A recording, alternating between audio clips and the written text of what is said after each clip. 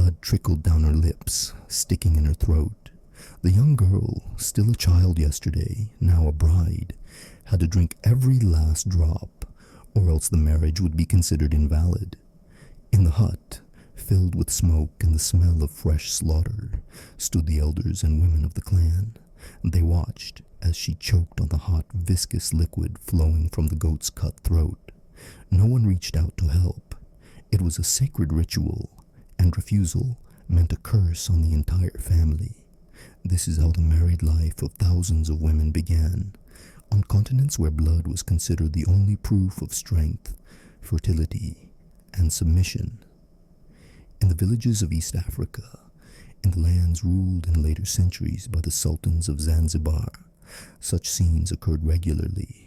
The power of spirits and religious precepts dictated that the bride must absorb the strength of the animal through its blood. The thicker and warmer it was, the more reliable the union was considered to be. Girls were prepared for this from an early age. They were taught not to grimace when blood dripped onto their tongues, not to cough, and not to show disgust. Old women who had lost their teeth whispered, "If you reject the blood, you will die childless, and your bones will be thrown to the dogs." In the southern regions of India in the 19th century, ethnographers from the British East India Company recorded other horrors. There, marriage ceremonies included mandatory proof of virginity in the presence of the community. After a sacred singing ceremony, the young wife was taken to a hut where her husband had to leave a trace of blood on a piece of cloth, a symbol of her purity. If no blood appeared, the girl could be subjected to public humiliation and sometimes corporal punishment. There are known cases when the bride was subjected to violent cutting of the genitals in front of witnesses in order to bring out blood, and thus save the honor of the family. In northern Ethiopia, in the Amhara Mountains, marriage rituals often combined elements of Christian mysticism and pre-Christian sacrifices. There, brides were forced to drink not only the blood of animals, but also the blood of their own grooms.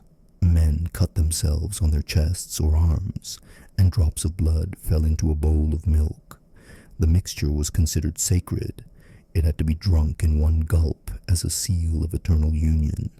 It was believed that in this act, the husband gave a part of himself, and the wife accepted it forever.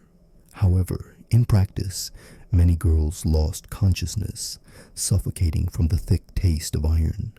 Travelers from Europe in the 18th and 19th centuries described these scenes with shock, but did not dare to intervene. For local tribes, blood was equivalent to life, energy, and duty. The ritual turned into torture, but in the eyes of the community, it was a necessary suffering. It was suffering that made a woman fit for motherhood. In the Middle East, in remote villages in Yemen and Oman, weddings were often accompanied by so-called trial nights. Women had to endure not only the physical pain of their first sexual encounter, but also the need to show its consequences to the community. Blood on the sheets was proof of the legitimacy of the marriage. The absence of blood, even for physiological reasons, was considered a disgrace. This led to tragedies. Brides could be stoned, banished, or sacrificed to local deities. In some parts of West Africa, the rituals were even more brutal. There, they did mutilating surgeries before the wedding. Girls had their clitoris cut out and their genitals sewn up, leaving just a tiny hole for peeing.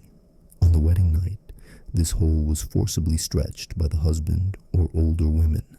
Blood flowed profusely, and it was considered the main sign that the girl was now open to her husband. Many brides died in the first days after such procedures from shock, infection, or blood loss. All these practices had one thing in common: control over women's bodies and the transformation of marriage into an act of pain rather than joy. Ceremonies that seemed like celebrations turned into cruel rituals of survival. In them, the bride became not a person, but a vessel for blood, a sign of sacrifice and submission. The power of the family, the clan, religion, and men was embodied in this very moment. The accounts of travelers, missionaries, and doctors at the end of the 19th century agree. In different cultures, blood played the role of the main proof of marriage. Animal blood symbolized fertility, men's blood symbolized union, and women's blood symbolized sacrifice. Brides drank it, spilled it, and died for it. Wedding nights turned into scenes where the joy of life coexisted with death and humiliation. And although Europeans recorded these facts in the dry language of reports, behind every line stood a broken life. The rituals continued for decades, passed down from generation to generation.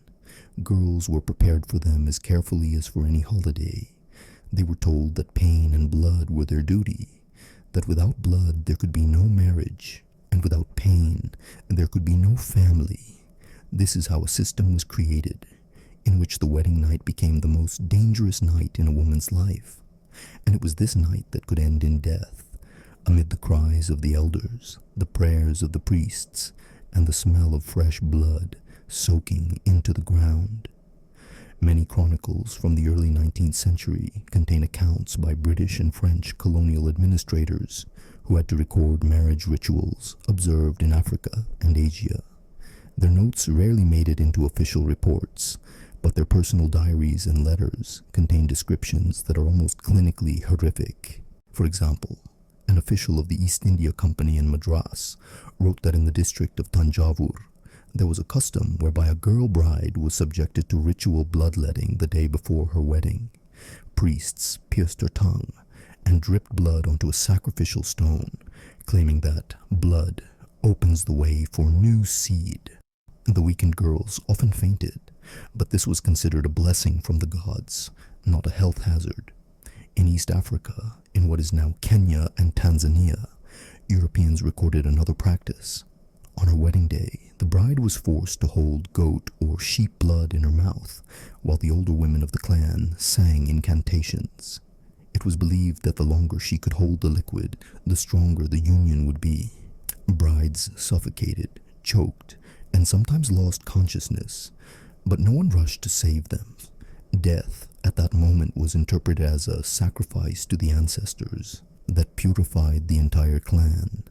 In Somali tribes, where Islam coexisted with more ancient beliefs, marriage ceremonies combined the Quran with bloody rituals. Here, the practice of the mixed cup appeared. The husband cut his forearm, the blood dripped into milk or water, and then the bride was forced to drink the mixture. Witnesses reported that girls often spat out the contents, for which they were immediately beaten with sticks. Refusal to drink from the cup was considered blasphemy and could result in the expulsion of the family or the murder of the girl as possessed. Even more horrific descriptions relate to practices in Sudan and Egypt during the reign of Muhammad Ali in the first half of the 19th century. Here, the official authorities turned a blind eye to traditions that had survived in the villages. These included mutilating operations. Young girls' genitals were sewn up so that on their wedding night, their husbands would effectively tear the flesh, causing massive bleeding. Contemporaries left records of how brides screamed for hours, and in the morning, their bodies were carried out lifeless. This was called payment for the purity of the family. Equally cruel practices were recorded in South Asia.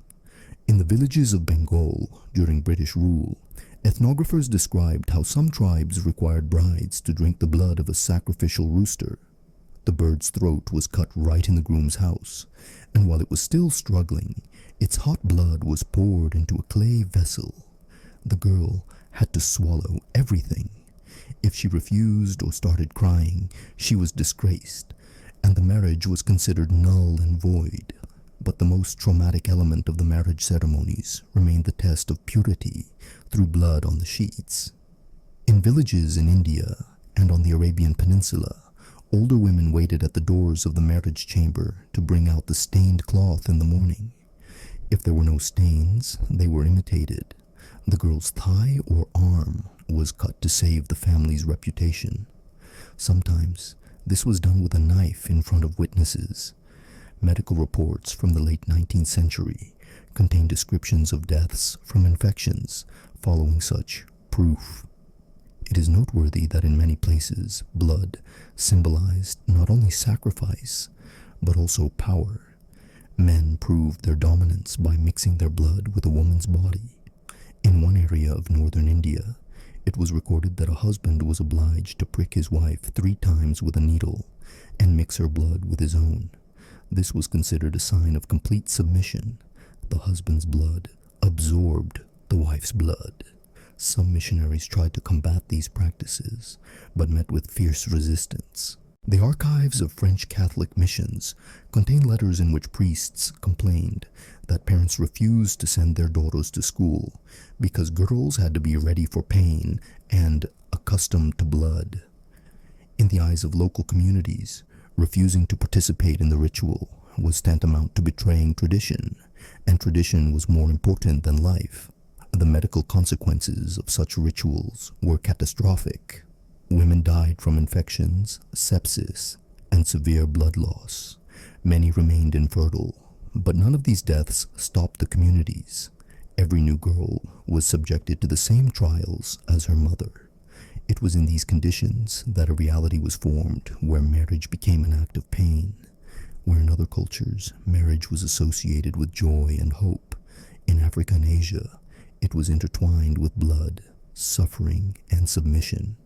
And every ceremony, every ritual, became part of a mechanism that controlled women's bodies, making them symbols of sacrifice for the family, the clan, and religion. The mid-19th century was when ethnographic notes and medical reports first started to systematically describe the effects of marriage rituals. The archives of the Royal Society in London contained reports from military doctors who served in India and Ceylon. They contained dry but horrifying lines. A patient, about 16 years old, was admitted to the field hospital after her wedding night. Diagnosis: extensive tears in the vagina and rectum, massive blood loss. Died 2 hours later. Similar entries were repeated dozens of times, indicating that death on the wedding night was not considered an exception, but an expected risk. The archives of French missions in Ethiopia describe the tragic stories of girls who were brought to monasteries after their wedding ceremonies. One of the entries is dated 1844. A 15-year-old bride married in a village near Gondar. After the ritual of drinking ram's blood, she fainted and was then forcibly taken to her husband's house. A few hours later, servants carried out her body. The cause of death was suffocation and severe bleeding. This was shocking to the missionaries, but for the locals, it was a natural outcome. In Ottoman Syria, according to the German traveler Johann Burckhardt, there was a custom of Night of Blood. After the marriage, the bride was taken to a special room where women from her husband's family checked her readiness. If blood did not appear naturally, it was induced artificially, often with a knife. Burckhardt's letters mention a case in Damascus in 1822, when a girl died that same night from infection. The body was buried secretly to prevent rumors of family disgrace. Documents from the British administration in Sudan contain even more brutal evidence. Reports from 1851 mention a ritual in which a bride was deliberately cut deeply on her thigh before her wedding night, so that her blood would sprinkle the threshold of the house. This was believed to bring fertility, but many girls died at the door before they were even brought inside. Doctors noted that death from blood loss occurred within minutes, but the ritual continued to be performed from generation to generation. On the islands of Zanzibar, where the slave trade flourished, bloody marriage rituals affected not only free women, but also female slaves. English abolitionists' records show that female slaves who were given in marriage were forced to drink the blood of their master or groom to emphasize their complete submission. Sometimes mercury or powdered herbs were added to the bowl, leading to poisoning and death on the first night of marriage. Medical journals of the time contain reports on the consequences of mutilating operations. London surgeon Sir James Simpson, studying letters from colleagues in Africa, wrote, "The number of infections after female marriage operations is staggering. We see inflammation, abscesses, fatal gangrene, But communities continued to repeat the practice, considering suffering a sign of virtue. His conclusions were clear. These practices not only killed women, but also left survivors crippled for life. Reports from doctors in Bombay and Calcutta in the mid-19th century also documented psychological consequences. Girls who survived their wedding nights often fell into a state of constant fear and hysteria, refusing to eat or speak.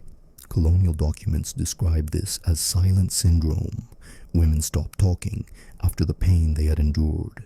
But at the community level, this was interpreted as humility, and such behavior was even considered desirable.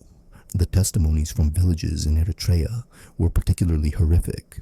There was a tradition there whereby the bride's blood was collected in a vessel after her first night and put on public display. This was supposed to prove her purity. If the vessel remained empty, the girl could be killed.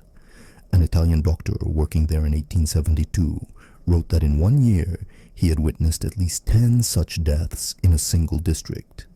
These examples show that marriage in Africa and Asia was for a long time not just a union between two people, but a form of sacrifice.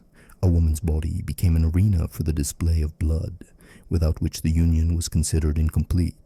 The power of men and elders was asserted precisely through control over pain and death, and every piece of evidence, from the dry lines of medical reports to the letters of missionaries, confirms one thing. For many women, marriage was not the beginning of life, but its end.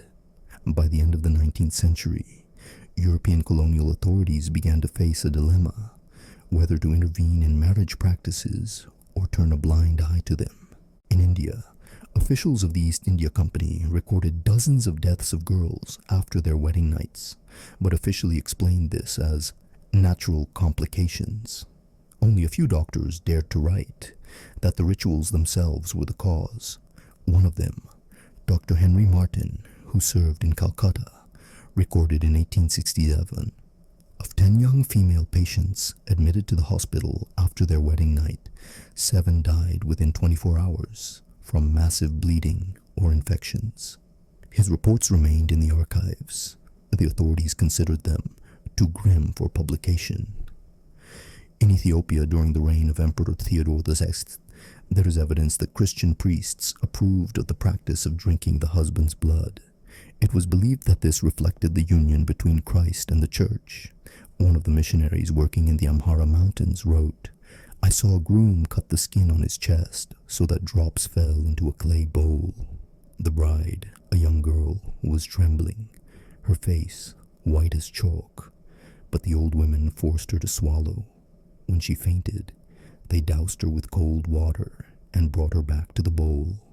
This ritual was considered so sacred that refusal to participate was tantamount to a curse on the entire family.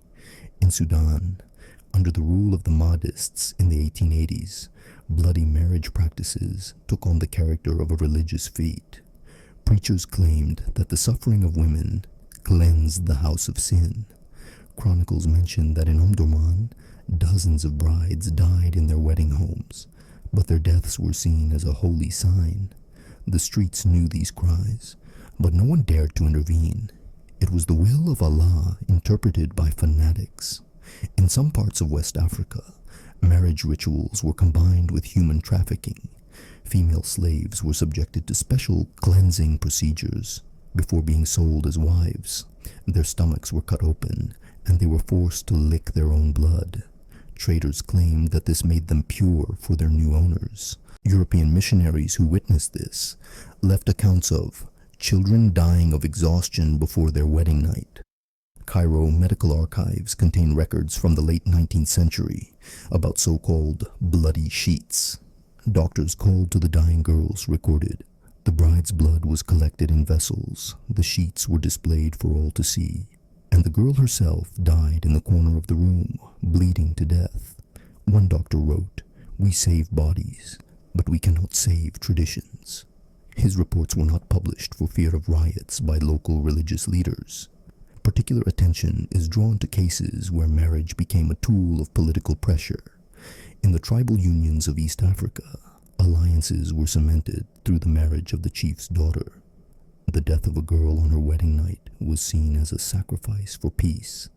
Ethnographer Richard Burton, who traveled through these lands, wrote, "I saw the body of a 15-year-old bride carried to the river. Her death was seen as a sign of the strength of her husband's clan. Not a single tear was shed." In Southeast Asian countries, such as Burma, marriage rituals included animal blood. Young wives had to eat raw meat and drink buffalo blood. It was believed that this strengthened the uterus and prepared it for children. But the consequences were disastrous: infections, dysentery, and death. Doctors accompanying British expeditions recorded dozens of deaths after these weddings. All this evidence shows that blood became a universal symbol of marriage, but a symbol that turned celebration into torment.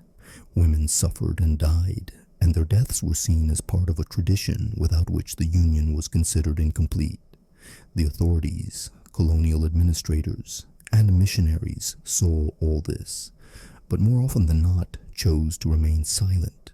For them, intervention meant conflict with the local elite and religious leaders. So thousands of girls continued to die, and blood continued to be shed in marriage rituals, turning the first night into the most dangerous night of their lives. The beginning of the 20th century brought the first systematic attempts by the authorities to intervene in marriage rituals. But even under the pressure of the law, traditions remained surprisingly strong. In colonial India, the British administration tried to combat the practice of bloody sheets. In some provinces, officials ordered that families be punished if a girl died as a result of her wedding night. But in reality, this remained on paper. Families hid the facts, bodies were buried secretly, and local elders agreed to make everything look like a natural death. Doctors serving in army hospitals noted that most deaths of young brides were not included in official statistics, and therefore the scale of the tragedy was never reflected in the figures. In Africa, especially in Sudan and on the Somali coast, the tradition of mutilating operations and bloody weddings continued to be the norm until the 1930s. International humanitarian organizations began to record reports of deadly marriages, but were met with absolute silence from the communities.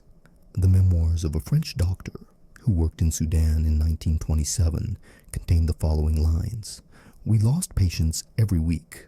Girls would come in after their wedding night with lacerations infected with disease. Most died within a few days. Their families did not consider this a tragedy. For them, it was a sign of honor." In Ethiopia, Emperor Haile Selassie attempted to reform marriage laws by introducing restrictions on child marriages. However, the practices of blood drinking and mixed cups continued in rural areas. The elders justified them as a divine covenant, and even under threat of punishment, the community stubbornly clung to the old ways. The diaries of European diplomats of the time contain notes that the reforms only affect the cities, while the villages live by their own laws of blood. In the Arab world, attempts by Islamic reformers to eradicate bloody practices were met with fierce resistance.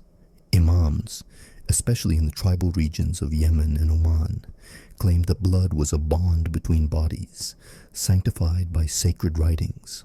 As a result, in the mid-20th century, marriage deaths continued to occur even where Islamic law did not officially prescribe such rituals.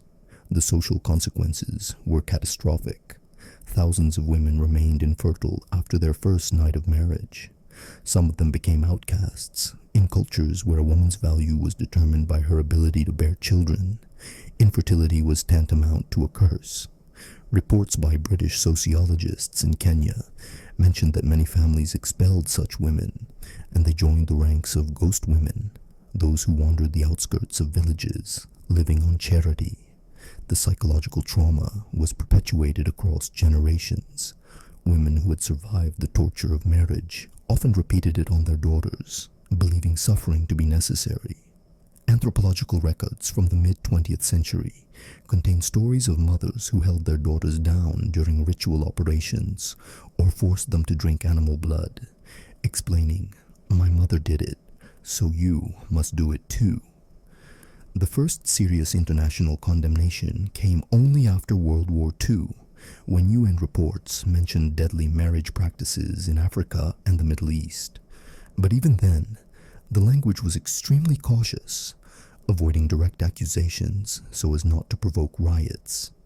It was not until the 1970s that women's rights movements began to speak openly about how marriages involving bloody rituals were not cultural heritage, but systemic violence. And yet, despite reforms and laws, the memory of bloody weddings has not disappeared. In the oral traditions of the elderly, and in ritual songs that are sometimes still sung at weddings in remote areas, words about blood as the seal of marriage are preserved.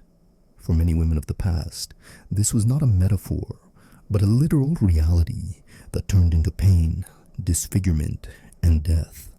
The history of these rituals is a chronicle of how violence was legalized under the guise of tradition, where the joy of marriage was replaced by a trial by blood. And this chronicle stretches through the centuries, reminding us that for thousands of girls, marriage was not a celebration, but the last line of their lives.